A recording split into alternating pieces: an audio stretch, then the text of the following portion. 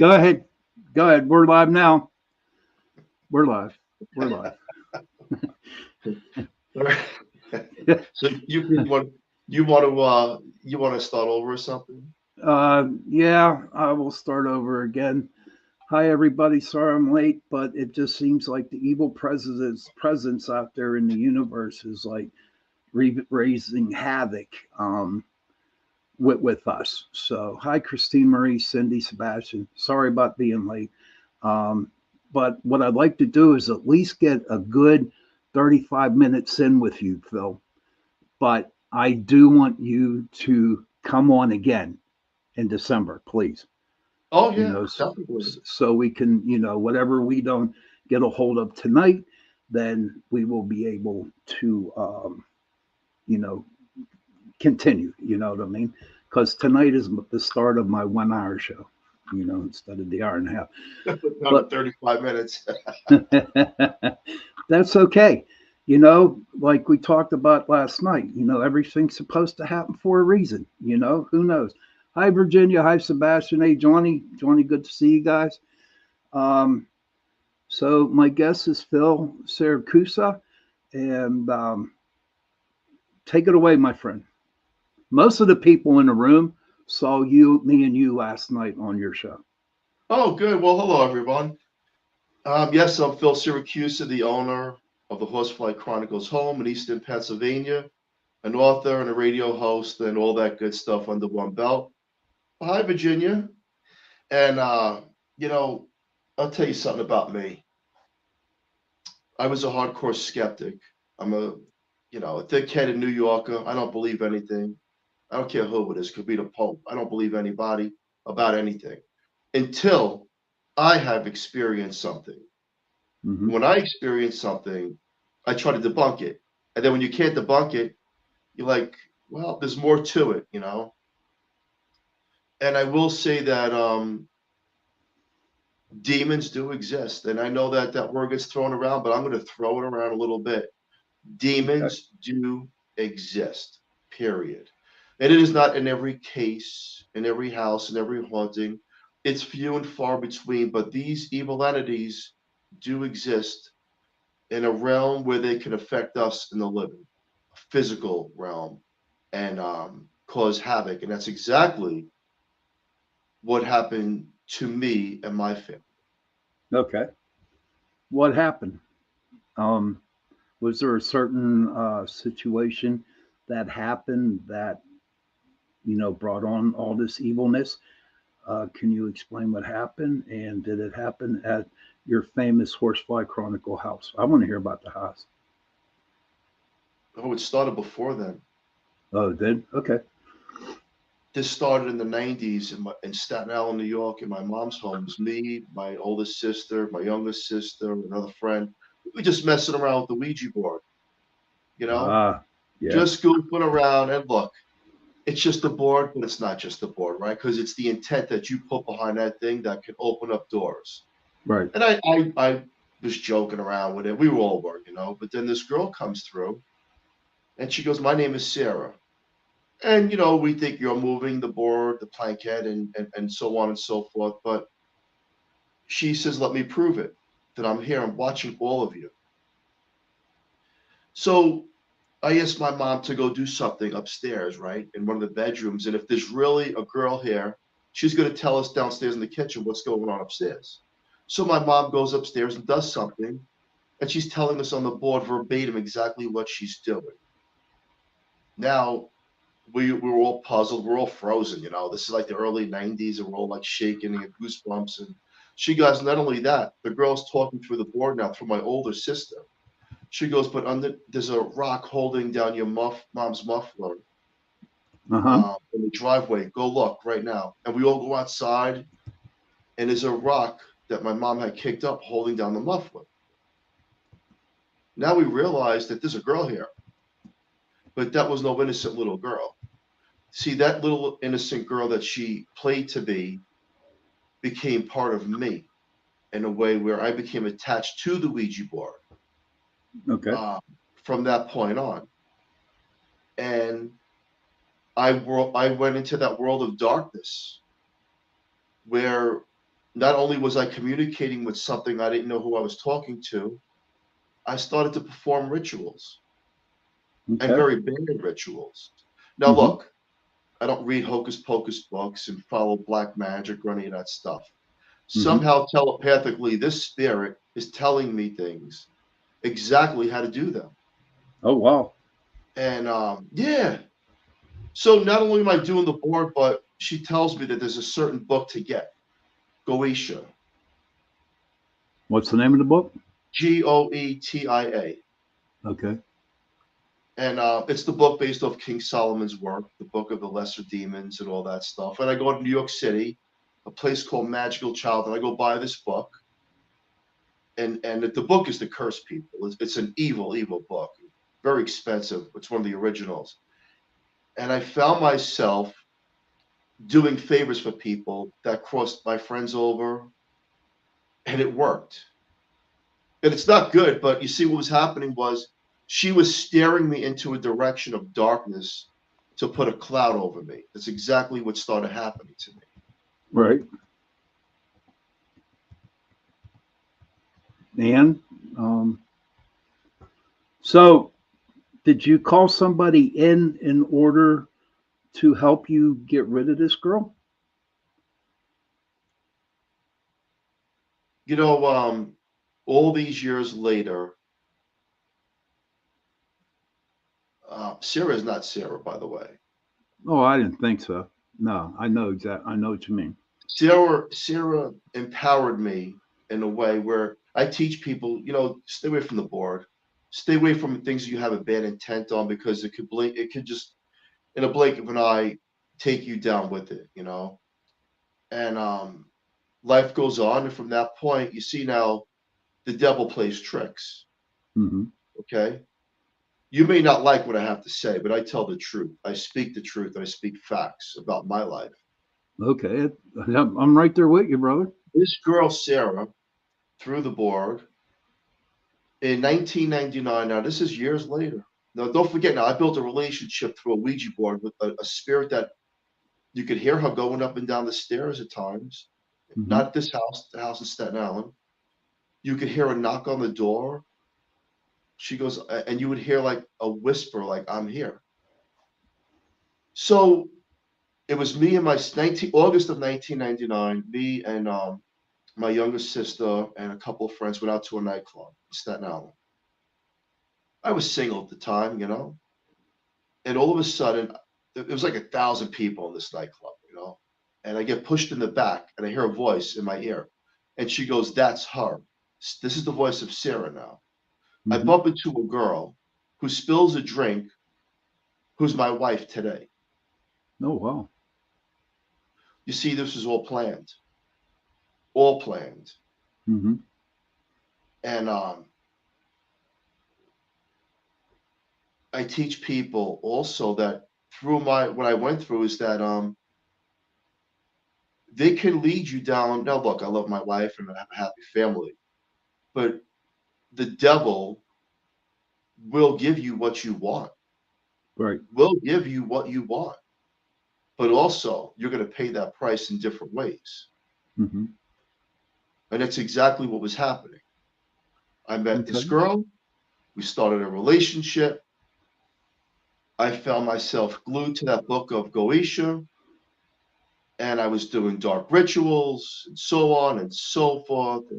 And up until one day, I felt like I had to bury that book because the book was just the root of all evil. It was making me evil too. Mm-hmm. And I went to a cemetery, was told to put in a brown paper bag, dig a hole, and say certain things to bury this book and get rid of it. Right. And that's what I Yeah. do. Yeah. You know, I tell you this,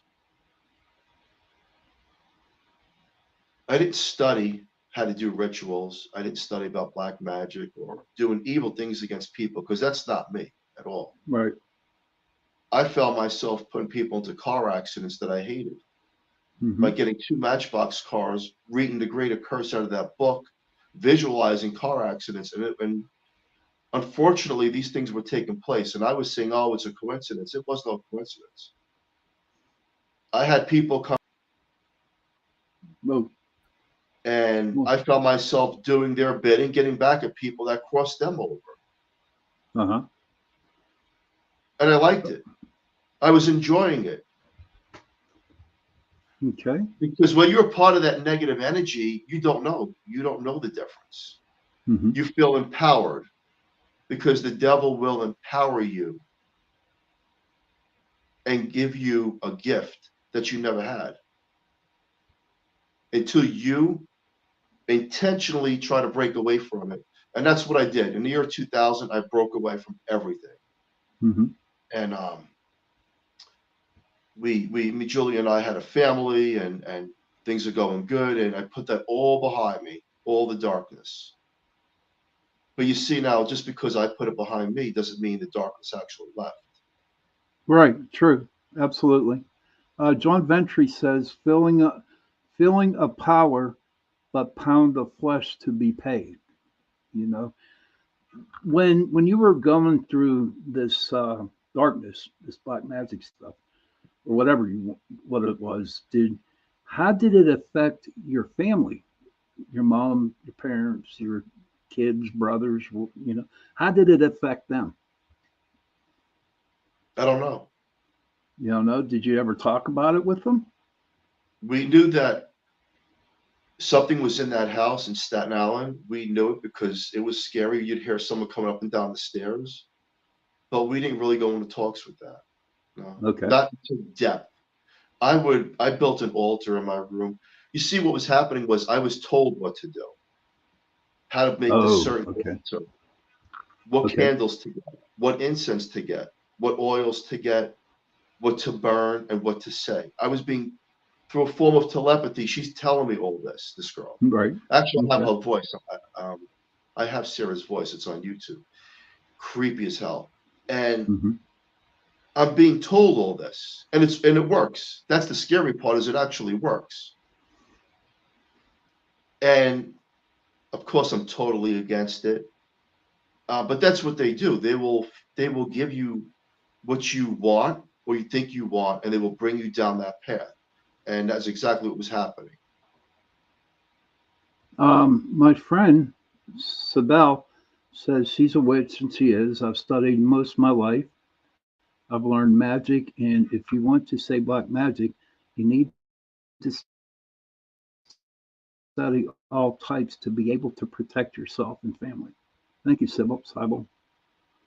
And but I mean I'll be honest with you, I wasn't expecting that, but I'm glad that you brought it up because um, to me, when I would go out and investigate, and I would go into my meditation, like we talked about last night, right? Um, it was really weird because do you remember Uncle Fester on Adam's Family? No, the bald headed dude that would like blah Oh blah. yeah, yeah, yeah.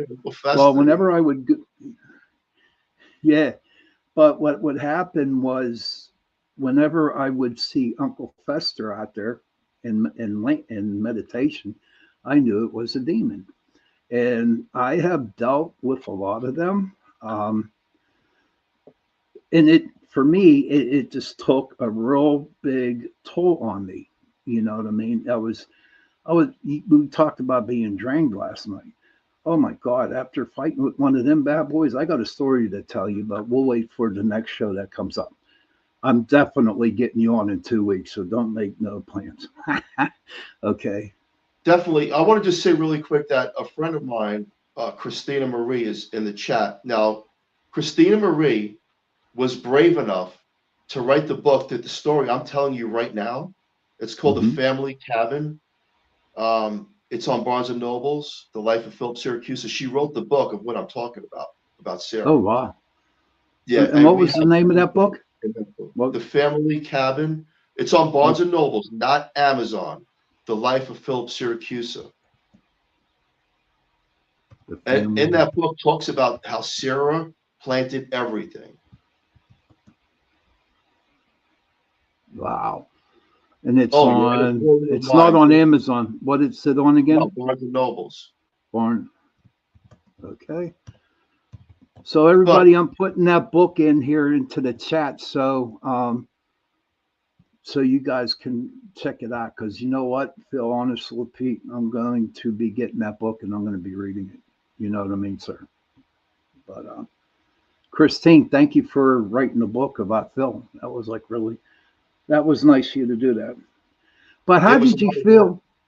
How did you feel when the book came out? Um, I'm I sure it wanted brought back some memories, some It not brought good back a memories. lot of memories, and she was the only person brave enough to write that book because I wanted to tell this story for years. And Okay, I will tell you this, the same way we had a problem with getting on the show tonight is the right. same way I had a problem with someone to write that book because everyone backed out. They were afraid to write that book Wow. because they didn't know what was going to come out of this. Okay. She did it, and she fought through it. It was tough. It was a roller coaster, but I will tell you what, it's a book that a lot of people should read because if you think the devil doesn't exist, then you should take a look at what's written in this book and the pictures behind the book. Mm-hmm. Um, it's the thing is this: we have to watch what we do and choose with our intention of life, and it leads me to talk about paranormal investigating. Right? If you have an intent of provoking, you may provoke the bear, and you may get attacked by something you Oh don't yeah, know what's yeah. coming to it. Now, I want to get back to Mm-hmm. Sarah because Sarah, and again, people, you could hear Sarah's voice on YouTube if you type in the Horsefly Chronicles. Actually, put it somewhere on Facebook. You could hear her voice that was caught by a paranormal team, and it's a creepy voice. Um, Thank you, Amanda. Years went on. My life was fine. I'm raising a family with my wife Julia. We're good. Everything's good. I put that whole darkness world behind me. And we moved up in the levels of life, and I was happy. She was happy. And then we moved to Pennsylvania, and we have purchased an old Victorian home. Um, and then about 6 months in, little things started to happen. Little shadows here and there, and scratches on the floor. But we would ignore it as best as we could. It wasn't up until June of 2010 when we bought the home I'm in now, and the room I'm in now is pure evil. Oh wow. The home that Okay. we bought is in an estate neighborhood. It's not an old home. It's not scary looking. It's none of that stuff. That's the movies. Right. I was doing good, and we picked a house that we really liked. But you see now here's God and the devil. You ready for this one? Uh-huh. In 2009, again, life is good. There's really no like major issues. I find a home online through a real estate agent, and I call them up and they go, "Sorry, the house is under contract," meaning the house that I'm in now. Mm-hmm. So we find another home. Ironically, it's owned by priest, and it's a nice home. We're really attracted to the home. It was really nice, and we were tossing it back and forth, but we knew that this house was going to be a goner. But we still continued to look at other homes. And then about a month later, my wife calls me at work, and she says, "Guess what? That house that was under contract, it's available now." Mm. And I says, "Really?" So we made arrangements with the real estate agent to come see it. And long and behold, you see now, we didn't choose the house. The house chose us. I believe that. I'm right. I 100% believe you on that, Phil. Yes. And when you say that the house chose you, do you think maybe the energies in the house knew what you went through in 99 and 2000? Is that right? I think it knows everything. It always knows. The way we Okay. communicate, spirits have always been around. Um, I went into this one room, which I'm actually in now, ironically, and I'll get into that probably another show. But Yep. the real estate agent's taking us through the walkthrough, and then this is a room in the basement, and paranormal teams call it the portal. I felt the room was pure red. It was painted this ugly red, like some kind of weird red. And I felt like my equilibrium balance was off in the room, but I still wanted the house. I was past all that ghost stuff and all that other stuff, and we eventually got the house. And when we moved in, everything was fine. Me, my wife, and my kids, everything was fine. But 6 months later, you see, the devil doesn't wear a watch. Right. Now, we wear a make-believe watch because we think time is real. There's no time. They knew exactly what they were doing. 6 months moving into the house, all of a sudden, everybody starts arguing and fighting, and I'm starting to see shadows. And I'm trying to dismiss it because I'm working long hours and I'm tired. And a lot of negative energy started in the home. But little did I know is that we were feeding the lion Mm-hmm. by fighting. So we lived with it. I mean, we didn't know what we were dealing with, And I got a paranormal team that I found on television that wasn't too far away from us. And I said, would you come down to my home and see what's going on here? Maybe it's just the lighting and that it's all psychosomatic. Well, maybe it's real. And this was the first paranormal team that I ever seen in person. There was about 8 or 9 people on this team. They set up all their equipment, top floor, bottom floor, third floor, backyard, everywhere. And what was happening was this. They were being attacked. So me, as a thick-headed person, like, you're probably on drugs, all of you. I got one girl throwing up on my front lawn. I got the other girl screaming in my bathroom, her eyes turning black, and her eyes did look black. I have another medium punching herself in the face in my living room. And here I am, a family guy, my wife and my kids, saying, what the hell am I doing here? Wow. What am I doing here? But what I didn't know, this was actually really happening. But I wasn't admitting it to myself because I wasn't Okay. understanding it. And it turned out to be an ugly, ugly night with this team. Oh my God, talk about fights. So the team leader gets back to me about a couple weeks later and he goes, I want to talk to you, but not in the home. He goes, meet me at a diner. So I meet him at a diner. He showed me pictures. And, pictures look like optical illusion or matrixing. I tried to debunk all these pictures that did look like demons. But he goes, well, okay, you could debunk that, Mr. Siracusa, but I want you to hear something. And he plays these recordings. And these recordings are these evil things making threats to all of us, evil threats in multiple languages. Mm-hmm. I'm going to kill you, your family, all of you are going to die and suffer. You woken us. All this evil crap I was hearing. And I questioned this man, but then again, he's an ex-cop and he has credibility. So what I did, because again, I have a thick head, right? Right. I call another paranormal team that doesn't even know this team to come down to the house and say, you know what, let me see if it's them or if it's the house.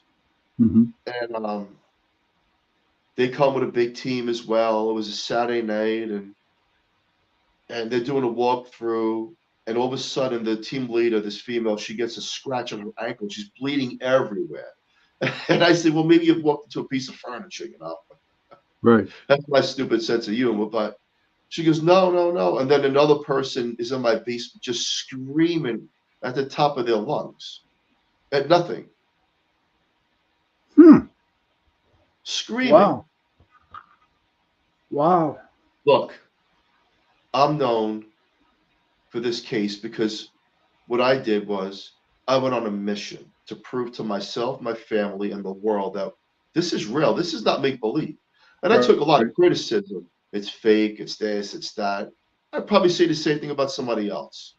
I mean, but what I did was throughout the years, from 2013 up until a year or two ago, I had over 52 paranormal teams from around the world come to my own home with various types of equipment to investigate the darkness that we live with, to prove that we are, quite frankly, we're not crazy, that this is real.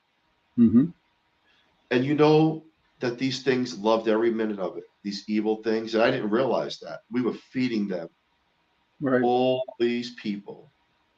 There was ambulances here taking out people, people left here trying to commit suicide, people left here in car accidents. This thing, this one specific entity knew exactly what was happening. And in fact, it knew when we had people that were from the church come here, it knew how to stop certain people from coming to this house. Okay. So our simple minds and how we know and do things, we think we know everything. We don't. These things have been around for tens of thousands of years. These entities have Mm-hmm. roamed the earth in different ways, in various forms as shapeshifters and skinwalkers, no matter what you label it as. Our intelligence doesn't even compare to what they really are Right. because we really don't know what they're capable of. But I will tell you this, they come in packs and they go after everybody at once. Mm-hmm. Now, So, I'm blabbering, so you go ahead with your questions. okay, yeah, real quick. No, I'm glad you. This is enjoyable. Mark in your calendar or Julia's calendar, December 12th, my friend. December 12th. That's when we'll have you back on. But my friend Tony here, who's going to be my guest next week on the show, he has a question for you. So, how do you see the paranormal now? As real. And the paranormal should be taken more serious for those that put their heart into the investigations because it's real. I will It, debunk certain equipment. I will debunk certain people of what their techniques. I will. But in the big scheme of things, we are not alone, and we're dealing with things that can destroy mankind. Period. mhm. Well, let me ask you this. By watching and seeing all the paranormal groups out there and the paranormal investigations, why do you think people are attracted to the paranormal? Is because they feel like they belong to something, or is it just a little, something to do on a Saturday night? Well, I'd like to hear your opinion on it because there's not too many of us out there that really seriously investigate the paranormal, like me and you. And you know as well as I do, you get like a bunch of um, people who don't really know what they're doing, and just like you getting burnt by that Ouija board, right? They're going to get burnt, and then eventually they call us. You know what I mean? To figure out like what did I do wrong. Um, but I'd like to hear your opinion on that. As a paranormal investigator and living the life that I live, that I still live, me and my family, it has been my chosen and calling in life to prove the existence of the other side. Period. Hands down. That we, when we die, it's not lights out. Some of us were earthbound spirits. Some of us will go to a higher plane. Some of us call it heaven or home. Um, we're not by any shape or form decayed to a point where we don't exist anymore. And Right. that's been my goal to prove that we go on in various forms and there's multiple dimensions. Now, I'll tell you really quick, back in the 90s now, I lost an ex-girlfriend at a young age. She was in her 20s. And you think that the dead don't watch. Well, they do because we had lost touch. And then a friend came to me and says, guess what? This girl died, your ex. I was like, what? This is like a year or two after the death. Mm-hmm. So he goes, come on, let's go to the cemetery and pay respects. We go to the cemetery. He puts down a pack of cigarettes because she liked to smoke and all that stuff. And then that night, we went back to my place and I said, you know what? Let's see if we could talk to her through the Ouija board. She came right through that board like there was no tomorrow. She said, thank you. And I says, wait a second. What is it like on that side? And what she explained to me was this. Mm-hmm. She goes, Phil, it's just like walking out of your body. And I says, well, why didn't you go to a higher place? Why are you still here? She goes, because I want to watch over my daughter. And she goes, but we're not able to communicate anytime It has something, she was very specific on this. It has something to do with the alignment of the stars. Now, I don't exactly know what that means, but it's some kind of an energy, I guess, that like we call full moons and the way stars Right. are put it. I don't study all that stuff, but she was trying to explain it to me. I happened to catch her on a perfect night. Not only I blindfolded my friend, and I Hmm. says, I'm not touching the playing kid on the Ouija board. In fact, you know what? I'm gonna just ask the questions. I asked personal, detailed questions. She told me everything, and I was tear Okay. jerking about it. I was upset, but then I also Hmm. knew that this is her, and the way she explained it, she's not going back to any other dimension. She wants to be here with her child. Right. So I can tell the world this. We do go on. And I think because of free will and choice, we make that decision when we die. If we want to go to the light, Yes. if there's a light that comes for us, Right. or if we want to remain earthbound up until people that we're watching over come with us. Hmm. Absolutely, dude. And I have another theory behind that. Um, in in the scenario, you and Jolie are married. You guys do everything together. You travel together. You eat together. You never leave each other's side.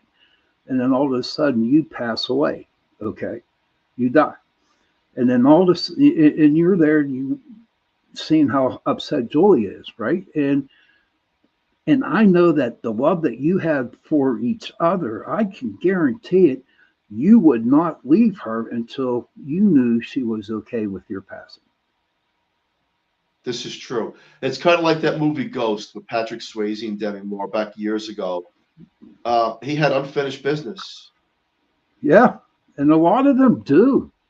I know a lot of spirits that I've dealt with, they did nasty things when they were alive.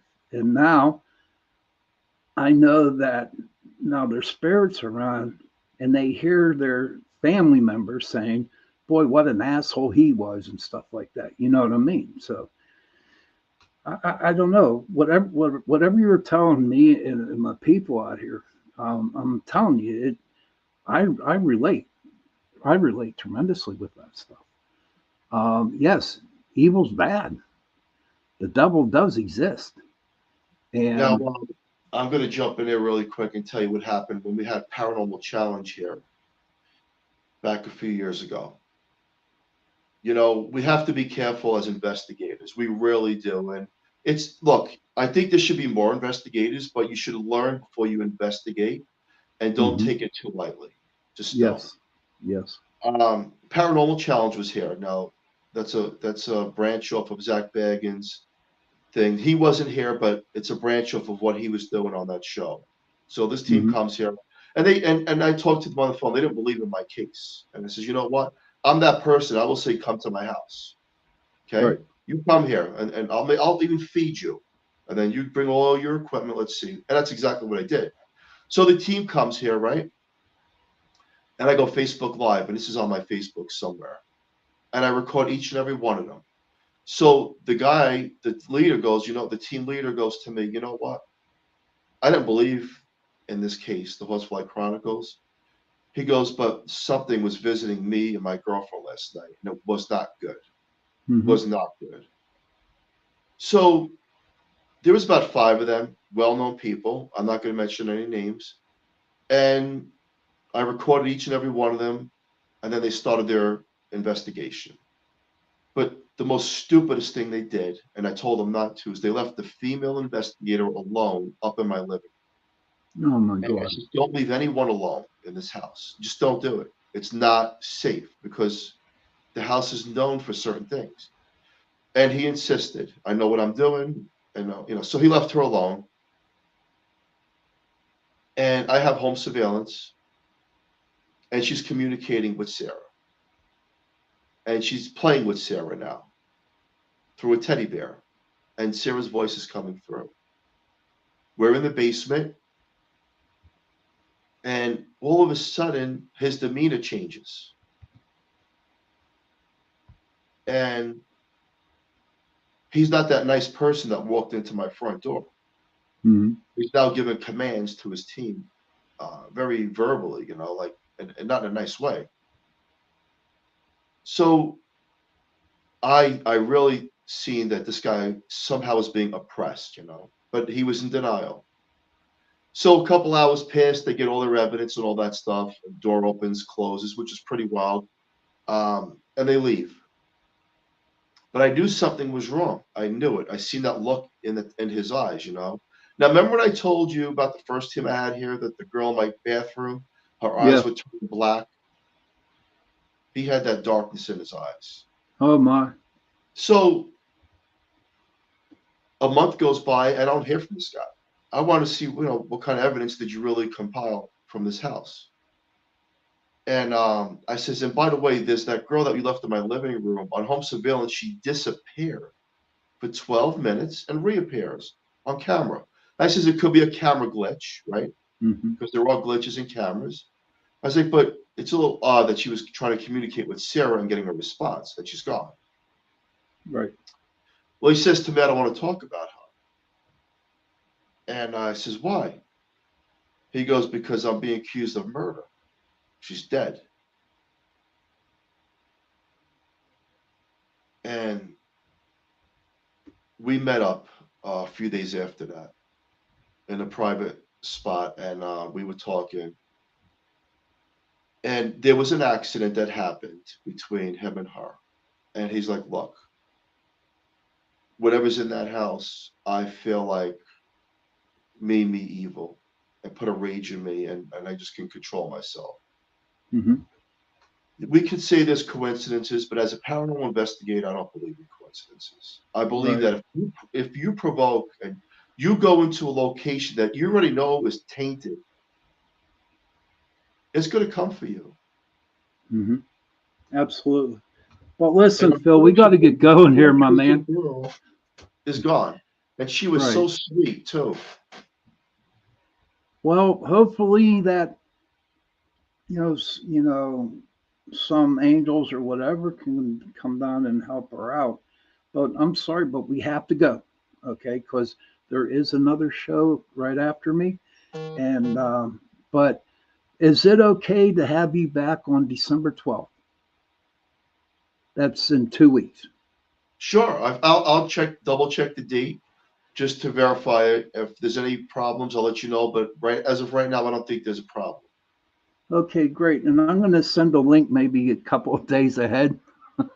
You know what I mean? So I know with see the reason is that I typed in your name and I got two different messengers. Okay, messengers, and I was sending it to one. But we could talk Okay. about that later on. Okay, we'll talk about that later on. But again, Phil, thank you very much for coming on the show. Thank you for Thank you. everybody being in the chat room. And we will continue this discussion on December 12th. Thank you, Johnny. Thank you, Virginia. Everybody, thank you for coming on and watching. Sorry about the lateness, but you know what? Stuff happens. My next week's guest will be Tony Anthony Sabella from the Texas Wraith Hunters. He's going to talk about his trip to New Orleans. And, there's a forest down there that he talks about all the time that I like to bring up.